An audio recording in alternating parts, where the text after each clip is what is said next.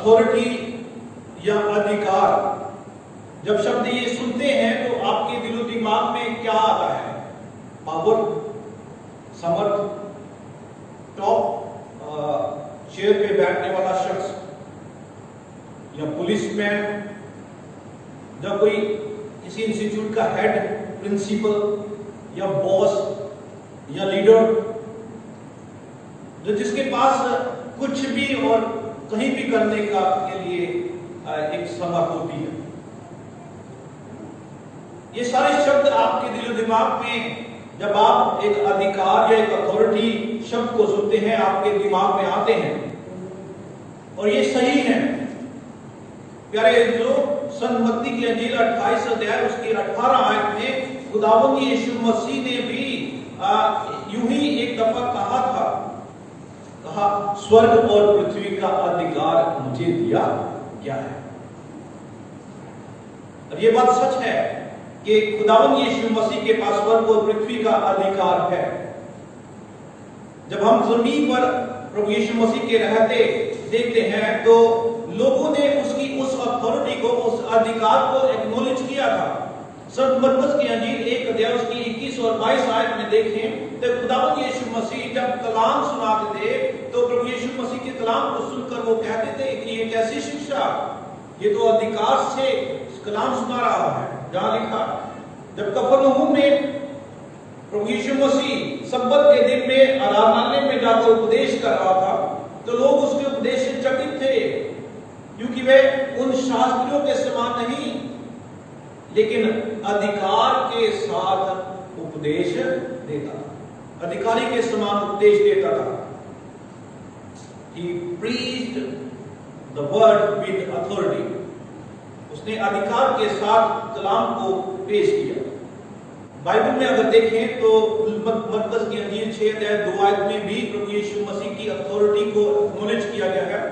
संत लूका की अंजील उसके 4 अध्याय उसकी 22 आयत में भी प्रभु यीशु मसीह के अधिकार को बताया गया है। यदि हम उस समय के संदर्भ में उन फक्की फरीसी लोगों के लिए देखें और विशेष तौर पर उन रब्बाई लोगों के लिए, रब्बाई लोग होते थे जो धार्मिक शिक्षा दिया करते थे। फक्की फरीसी सदुकी लोग रब्बाई कहलाते थे, उनमें जो धर्म की शिक्षा दिया करते थे उनको लोग रब्बाई कहते थे। जब खुदावंद यीशु मसीह भी उपदेश दिया करते थे तो लोग इसे भी रब्बाई कहते थे। लेकिन उस समय के रब्बाई लोग, उस समय के फरीसी लोग जब कलाम सुनाया करते थे तो वे, उनका अधिकार क्या होता था? वो पुराने ऐतनामे से कोट कर के बताते थे कि नबी ने एक दफा यूं कहा था, इसलिए आपको मानना चाहिए। या फिर कहते हैं देयर इज ए सेइंग, एक कहावत है। कहावतें बुजुर्गों ने बातों का निचोड़ निकाल कर बनाई होती है, इसलिए आपको मानना चाहिए। फिर यहां पर ये यूं भी कहते थे कि किसी रब्बाई ने कहा है तो उसको मैं कोट करके बता रहा हूं, आपको मानना चाहिए। फिर या फिर कहते थे कि खुदा ने कलाम मुकद्दस में यूं कहा है, आप मानो। लेकिन जब खुदावंद यीशु मसीह प्रचार करते थे तो वो क्या कहते थे? वो कहते, उन्होंने यूं कहा था लेकिन मैं तुमसे यूं कहता। He preached with authority. उन्होंने कलाम को पूरे अधिकार के साथ लोगों के सम्मुख रखा। कहता, I say to you to obey this. मैं तुमसे कहता हूं इसका पालन करो। मुकद्दस बाइबल में इस समर्थ या इस अधिकार के लिए जो शब्द टिपिकली ग्रीक का इस्तेमाल किया गया है, एक्सोसिया। एक्सोसिया शब्द नए अहदनामे में 103 दफा आया है, जिसका लिटरल ट्रांसलेशन है पावर, जिसे समर्थ कहते हैं। और यही शब्द अधिकार के रूप में भी स्कॉलर्स ने ट्रांसलेट किया है। प्यारे लोग, प्रभु यीशु मसीह जब अधिकार के साथ सब काम करते थे तो संत लूका की अंजील उसके 20 अध्याय और उसकी पहली और दूसरी आयत में उसके अधिकार को क्वेश्चन किया गया, सवाल किया गया है। संत लूका की अंजील उसका 20 अध्याय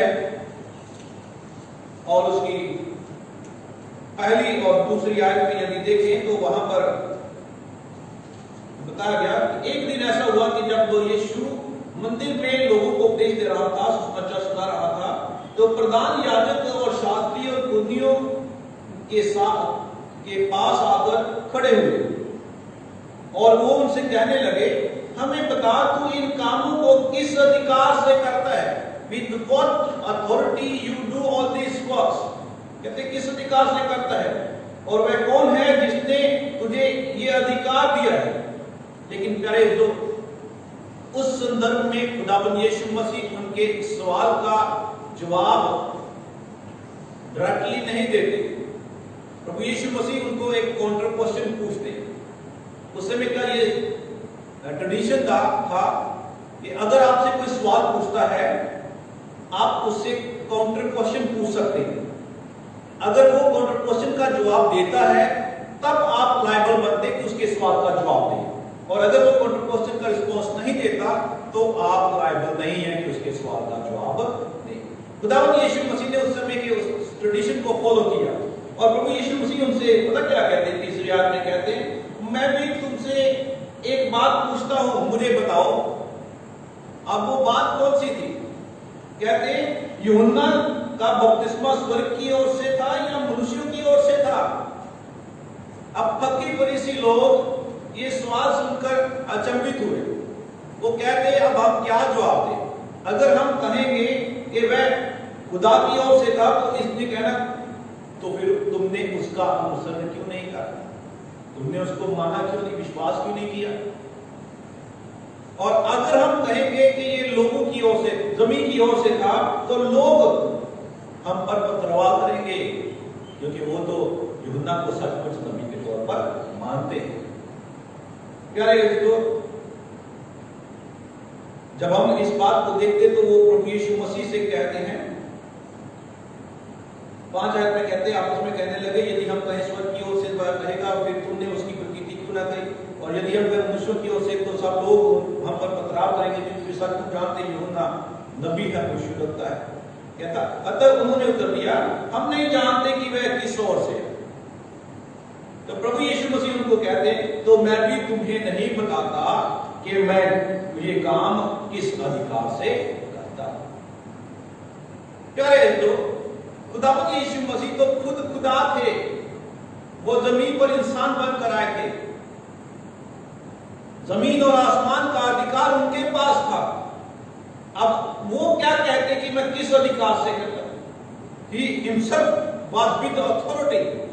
उनके पास अधिकार था कुछ भी करने का, वो कर रहे थे, लेकिन खुदावंद यीशु मसीह वहां उनको रिस्पॉन्ड नहीं करते।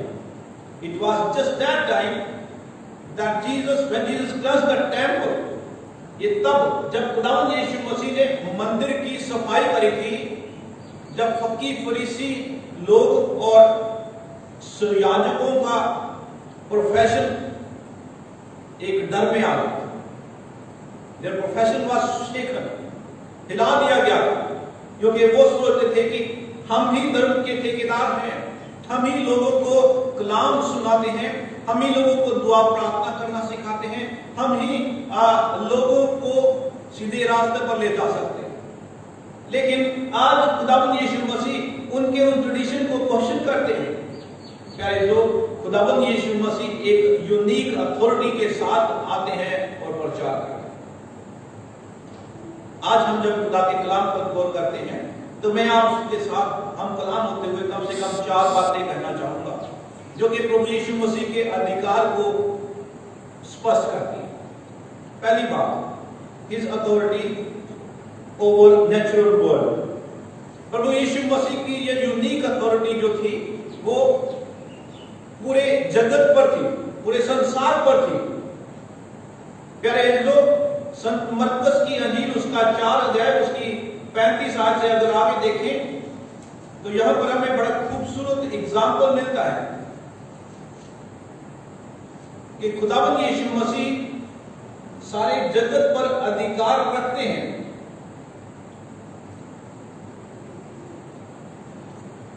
शाम के समय अपने चेलों के साथ जब वो झील के पार जा रहे थे तो क्या हुआ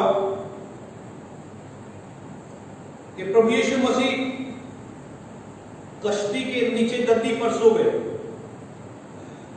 और उस समय झील में तूफान आ गया, यहां तक कि उनकी कश्ती में पानी बनने लगा।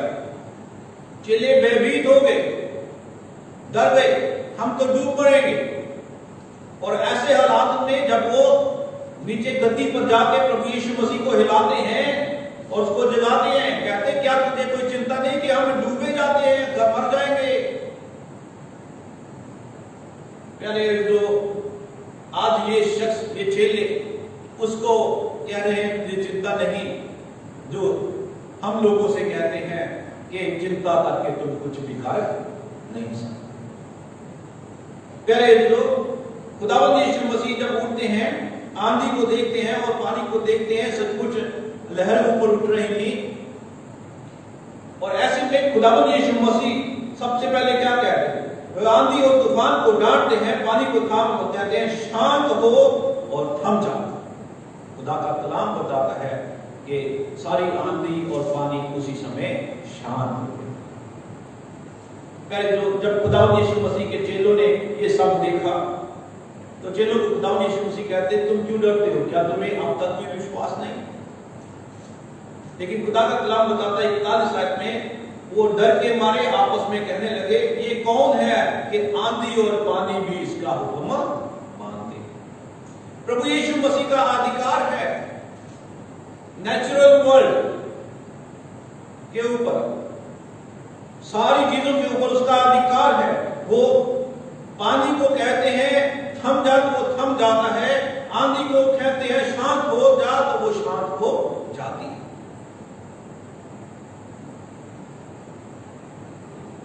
प्यारे जो प्रभु यीशु मसीह का अधिकार सुपरनैचुरल वर्ल्ड पर भी है। प्यारे जब हम खुदा के कलाम में एक और उदाहरण संत मरकुस की इंजील उसका 1 अध्याय जो पाठ पढ़ा गया इसमें देखते हैं तो बड़ी खूबसूरत हमें यहाँ इसका उदाहरण मिलता है, एग्जाम्पल मिलती है कि जब खुदा यीशु मसीह उपदेश दे रहे थे तो एक मनुष्य वहां अराधनालय में था जिसमें दुष्ट आत्मा थी। और दुष्ट आत्मा ने जब खुदावंद यीशु मसीह को देखा तो वो चिल्लाकर कहा, हे यीशु नासरी, हमें तुझसे क्या काम? क्या तू हमें नष्ट करने आया है? मैं तुझे जानता हूं कि तू कौन है, परमेश्वर का पवित्र जन। जब खुदावंद यीशु मसीह ने जाना कि ये दुष्ट आत्मा ऐसा बोल रही है तो खुदावंद यीशु मसीह ने उसे डांटा और कहा चुप रह और इसमें से निकल जा। खुदा का कलाम बताता है कि प्रभु यीशु मसीह की आवाज को सुन के, उसके हुक्म को सुनकर वो अशुद्ध आत्मा उस शख्स को मरोड़कर और बड़े शब्द से चिल्लाकर उसमें से निकल गई। इस पर भी लोग आश्चर्य करने लगे और आपस में विवाद करने लगे, ये क्या बात है? ये तो कोई नया ही उपदेश है। ये अधिकार के साथ अशुद्ध आत्माओं को भी आज्ञा देता है और वे उसकी आज्ञा मानती है। प्यारे जो खुदा का कलाम हमें इस बात के लिए भी आगाह करता है, Jesus has authority not only natural or natural world but on supernatural world as well। तो यीशु मसीह सामान्य संसार पर ही नहीं बल्कि इस सुपरनैचुरल दुष्ट आत्माओं पर भी अधिकार रखते हैं। जब हम खुदा के वचन में पढ़ते तो प्यारे जो खुदावंद यीशु मसीह का अधिकार मुआफी देने का भी अधिकार है, इसीलिए तो उसकी अथॉरिटी को यूनिक कहा जाता है। बाइबल में बहुत सारे उदाहरण हैं। एक लकवे के रोगी का उदाहरण मत्ती की इंजील 2 अध्याय 1 से 12 आयत के दरमियान इसका जिक्र आता है। प्रभु यीशु मसीह जब कफरनहूम में एक घर में बैठे कलाम सुना रहे थे, भीड़ बहुत लग गई। 4 शख्स एक लकवे के रोगी को उठाकर वहां ले आए। प्रभु यीशु मसीह के पास ले जाना संभव ना था। उन्होंने क्या किया? उस घर की छत को ऊपर से खोदा और ठीक प्रभु यीशु मसीह के सामने उस लकवे के रोगी की चारपाई को उतार दिया। प्यारे दोस्त, खुदावंद यीशु मसीह ने उनके ईमान को देखकर उससे कहा, संत लूक मत्ती की इंजील 2 अध्याय उसकी 5 आयत में लिखा, यीशु ने उनका विश्वास देखकर लकवे के रोगी से कहा, हे पुत्र, तेरे पाप क्षमा हो। प्यारे जो खुदा के कलाम में हम जब देखें तो ये शख्स को तो लकवा था, उसे चंगाई चाहिए थी, लेकिन प्रभु यीशु मसीह कह रहे हैं तेरे पाप क्षमा हुए। लेकिन प्रभु यीशु मसीह इस बात को जानते थे कि इसकी बीमारी इसके गुनाहों के सबब से। एक कहावत अक्सर आपने सुनी होगी, कहते हैं किसी भूखे को किसी ने पहेली पूछी तो उसने उसका जवाब कर दिया रोटी, क्योंकि भूखे को तो रोटी ही चाहिए ना। इस बीमार को भी तंदुरुस्ती चाहिए थी, गुनाहों की मुआफी से क्या। लेकिन खुदा यीशु मसीह जानते थे कि जब तक इसके गुनाह माफ नहीं होते इसको चंगाई मिल नहीं। फिर खुदा यीशु मसीह ने सबसे पहले उसे कहा, एक पुत्र तेरे पाप क्षमा। लेकिन उस समय के फकी फरीसी लोग, यहूदी लोग उस समय विवाद में पड़ गए, कहते ये शख्स कुफर बकता है, खुदा की निंदा करता है, खुदा के अलावा और कौन गुनाह माफ कर सकता है। लेकिन खुदा यीशु मसीह ने उनके विचारों को बात कर कहा तुम अपने अपने मन में ये विचार क्यों कर रहे हो। सहज क्या है ये कहना, लकवे की रोटी से ये कहना कि तेरे पाप क्षमा हुए, या ये कहना कि उठ अपनी खाट उठाकर चल पे। लेकिन खुदा यीशु मसीह 10 आयत में कहते हैं, परंतु जिससे तुम जान लो कि मनुष्य के पुत्र को पृथ्वी पर पाप माफ करने का भी अधिकार है। He has authority to forgive sin। जो प्रभु यीशु मसीह तो इसी मकसद के साथ ही जमीन पर आए थे, ताकि कुल जहां के गुनाहों को अपने ऊपर ले, अपनी जान सलीब पर कुर्बान करें और हम सब के लिए मुआफी का सबब बन जाए। इसीलिए तो लिखा, परमेश्वर ने जगत से ऐसा प्रेम किया उसने अपना इकलौता पुत्र बख्श दिया, ताकि जो कोई उस पर ईमान लाए तो हलाक हो परंतु हमेशा का जीवन पाए, उसके गुनाह माफ किए जाए। प्रभु यीशु मसीह को गुनाह माफ करने का भी अधिकार है। मैंने 3 बातें आपके सामने रखी। प्रभु यीशु मसीह का नेचुरल वर्ल्ड पे अधिकार है, प्रभु यीशु मसीह का सुपर नेचुरल वर्ल्ड पे भी अधिकार है, और खुदा यीशु मसीह को गुनाहों को माफ करने का भी अधिकार है। हमने एक आयत शुरू किया था मत्ती की 28 अध्याय 18 जिसमें लिखा, स्वर्ग और पृथ्वी का सारा अधिकार मुझे दिया। प्रभु यीशु मसीह का तो सारा अधिकार उसी के पास ही है। लेकिन जब खुदा यीशु मसीह जमीन पर थे, उन्होंने उस अधिकार का इस्तेमाल कैसे किया। सबसे पहले मैंने कलाम में शुरुआत में इंट्रोडक्शन में कहा था कि आपके दिमाग में अधिकार शब्द सुनने पर क्या शब्द आते हैं। हमने विचार किया इस पर कि पावर, टॉप पोजीशन, पुलिस के पास अधिकार होता है, बॉस, लीडर अपना अधिकार लोगों पर जताते हैं। लेकिन जब खुदावंद यीशु मसीह के अधिकार की बात करें तो उन्होंने अपने अधिकार को उस रीति से इस्तेमाल नहीं किया जैसे संसार के लोग करते हैं। He took action when necessary. He didn't overreact। उसने सिर्फ तब ही एक्शन की लिया जब किसी की जरूरत होती थी। ऐसे ही उन्होंने ओवररिएक्ट नहीं किया कि मैं ये कर सकता। He didn't crow about it। जैसे कौवा काऊ करके लोगों को बताता है कुछ हो जाने पर। प्रभु यीशु मसीह ने ऐसा नहीं किया कि देखो मैंने एक आदमी को काम कर दिया, नहीं प्यारे जो। लेकिन उसने उस अधिकार का इस्तेमाल लोगों की जरूरत को पूरा करने के लिए किया, लोगों को चंगाई देने के लिए किया, लोगों को परमेश्वर के नजदीक लाने के लिए किया, ताकि वे परमेश्वर को भरोसा रखें और उसके समीप आए। संत मरकुस की अंजील 10 अध्याय और उसकी 42 आयत से आगे पढ़े तो हमें इस बात का पता चलता है।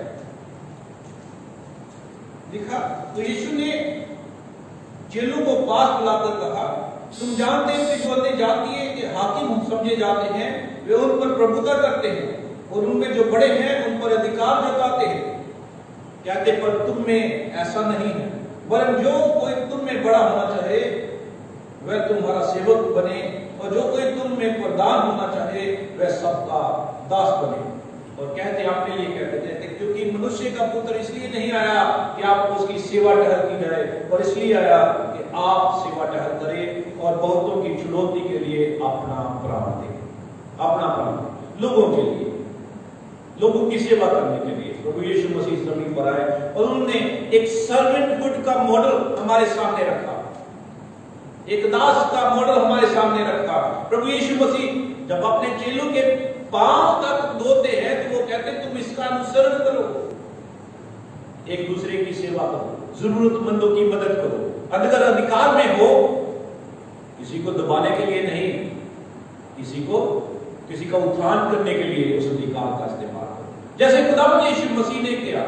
प्यारे जो नीति वचन 29 अध्याय और उसकी दूसरी आयत में बड़ी खूबसूरत बात कही गई है।